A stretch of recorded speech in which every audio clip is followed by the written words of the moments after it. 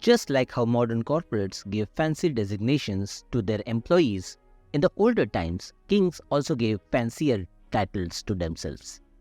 In a previous video, Raja versus King, I have explained how the title of Raja was inflated in India, becoming Maharaja and Maharajadhiraja. In this video, I shall explain how Indian kings use divinity to lift their status.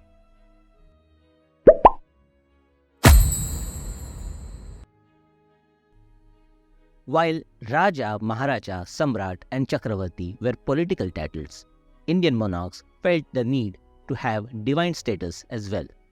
The earliest example of this comes from the inscriptions of Mauryan Emperor Ashoka, who is referred as Devanamapriya, meaning beloved of the gods, in the 3rd century BCE. By the time of 1st century CE, the subcontinent was ruled by Kushan Emperor Kanishka, and in his inscription at Mathura, he is referred to as Devaputra or Son of God.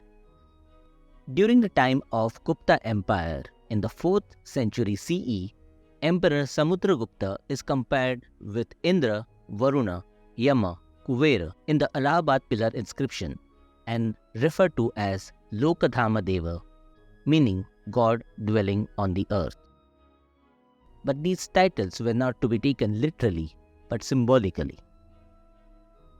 During the Chola period, idols of Chola kings and queens were installed in the temples for worship.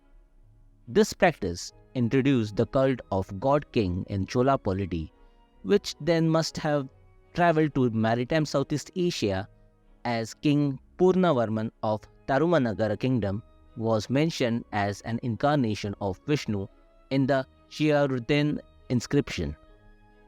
Sanjaya dynasty of Java seems to have took on this practice, which then was borrowed by Cambodian king Jayavarman II, who became the first Devaraja and later Parmeshwara after death.